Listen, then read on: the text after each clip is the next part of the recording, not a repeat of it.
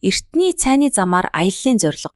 Манай Говьсүмбэр аймаг нь эртний цайны замаар олон улсын маршрутын аяллаа ивенттэй болохоор төлөвлөж байна. Энэхүү аяллаа зорилго нь бүгд найрамдах Хятад ард улс, Монгол улс, Оросын холбооны улсын нутаг дэвсгэрт орших эртний цайны замын дагуу түүх, соёлын өв уламжлал, орон нутгийн байгалийн үзэсгэлэнт газруудыг сонирхсон жуулчдад танилцуулахад оршино. Цайны замын тухай түүхэн сурвалжаас дурдвал 1689 онд байгуулсан нэрчүүгийн гэрээнээс эхэлтэй байдаг. Цайны зам нь Аз, Твээс Европыг хүртэл олон улс ард түмний харилцаа, соёл, зан заншлыг холбосон худалдаа 8-ны нэгэн чухал судас байжээ. Энэхүү зам нь хүн төрөлхтний хөгжилд чухал үүрэг гүйцэтгэсэн түүхэн зам бөгөөд өрөнд орны соёлыг холбож байснараа онцгой ач холбогдолтой юм. Уг зам нь өмнөд Хятадын нутгаас эхлэн Монгол, Оросын нутгаар дамжуулан Их Британь хүртэл 13,000 км хүртэл үргэлжилдэг байсан талаар судалгааны их сурвалжуудад тэмдэглэсэн байдаг. Энэхүү худалдааны зам нь далайн тээвэр хөгжихөөс өмнө Аз, Европыг холбосон хамгийн дөт зам байсан бөгөөд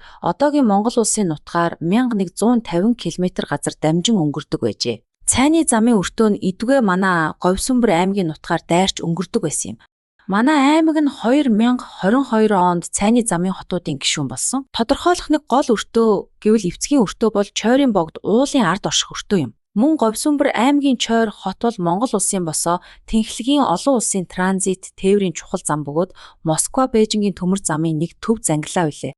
Говьсүмбэр аймгийн цайны зам өртөөгөөр дамжин өнгөрөхдөө орон нутгийн байгаль, түүх, соёлын дурсгалт сонирхолтой газруудыг үзэх боломжтой. Цайны замын түүхийн сэдвээр Монгол, Орос, Хятадын эрдэмтэн судлаачдын уулзалт зөвлөгөөн зохиогдож, аялал жуулчлалын компаниуд шинэ маршрут бий болгон олон төрлийн сонирхолтой аяллууд зохион байгуулах эхлэл тавигдсан нь талархалтай байна. Цайны зам дагуух тээврийн дэд бүтцийг хөгжүүлснээр Монгол улс ногоон эдийн засгийн өндөр үр ашиг хүртэх бололцоотой юм.